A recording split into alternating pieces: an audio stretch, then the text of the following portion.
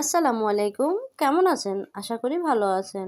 আজকে নিয়ে আসছি আমি আমলকির আচার।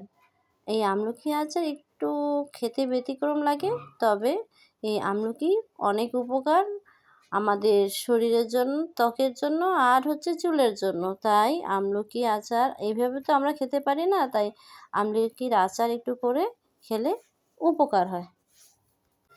তো চলুন কথা না বাড়িয়ে আমলকি আচারটা শেয়ার করি। আমি আমলকিটা প্রথমে এভাবে ফাড়া করে কেটে নিয়েছি, তারপর ওটাকে আমি সিদ্ধ করে নেব। হ্যাঁ, তার সাথে দিয়েছি স্যাকারিন। ওটা আপনার একটু মিষ্টিটা, চিনিটা কম যেন দিতে হয়। সিদ্ধটা আমি বেশ অল্প সময় দিয়েছিলাম, 5 মিনিট দিয়েছি, তাতে আমার সিদ্ধ হয়ে গেছে। তার সাথে আমি দিচ্ছি এখন তেলটা, সরিষার তেল নিয়েছি, তেল গরম করে এখানে দিয়েছি আমি পাঁচফোড়ন আর গোটা শুকনো মরিচ। এগুলো যখন ভাজা হয়ে যাবে তখন আমি এখানে অ্যাড করব সিদ্ধ করা আমার আমলকিটা। হ্যাঁ, এই যে আমি আমলকিটা অ্যাড করলাম, তারপর এর সাথে আমি মানে একটু নাড়েচাড়ে তারপর এটাকে আমি একটু থেতো করে নিব, মানে একটু আধা ভাঙা করে নিব। তো চামচ দিয়ে তো অলরেডি হবে না, তাই আমি এখানে ডাল ঘোটার জন্য যে ডাল ঘুটনি হয় সেটার সাহায্যে এটাকে আমি একটু ভাঙে নেব, ঠিক এভাবে। তবে হ্যাঁ, বিচিটা তার মাঝেই থাকে যাবে, মানে আটিটা তার মাঝে থাকবে, তবে আটিটা থাকলে সমস্যা নাই। হ্যাঁ, আমি এখানে পাঁচফোড়ন আগে থেকে বেটে রেখেছিলাম, ভাজে পাঁচফোড়ন দিয়েছি, তার সাথে দিয়েছি ধনিয়া গুঁড়ো দিলে একটু ভালো লাগে।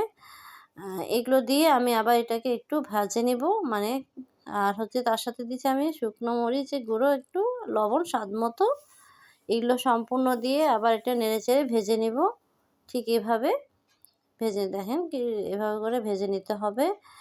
তারপর যখন এটা ভাজা হয়ে যাবে তখন আমি এখানে অ্যাড করব চিনি। স্বাদ মতো, যে যেরকম মিষ্টি পছন্দ করেন। অনেকে মিষ্টি কম পছন্দ করেন, আবার অনেকে বেশি মিষ্টি পছন্দ করেন, তাই সেই হিসাবে চিনিটা অ্যাড করবেন। তো চিনি আমি নিয়েছি হাফ কেজি, চিনি দিয়েছি আমি হাফ কেজি দিয়ে। আর হ্যাঁ, আমি এখানে দিয়েছি একটু ফুড কালার, এটা আমার স্কিপ হয়ে গেছে ফুড কালারটা। তার সাথে দিচ্ছি আমি ভিনেগার দিলে আচারটা আপনার 1-1.5 বছর আরামে রাখা যায়, খাওয়া যায়, নষ্ট হয় না। দেখেন আমার অলরেডি আচারটা তৈরি হয়ে গেছে। তাহলে ভালো থাকেন, সুস্থ থাকেন। আল্লাহ হাফেজ।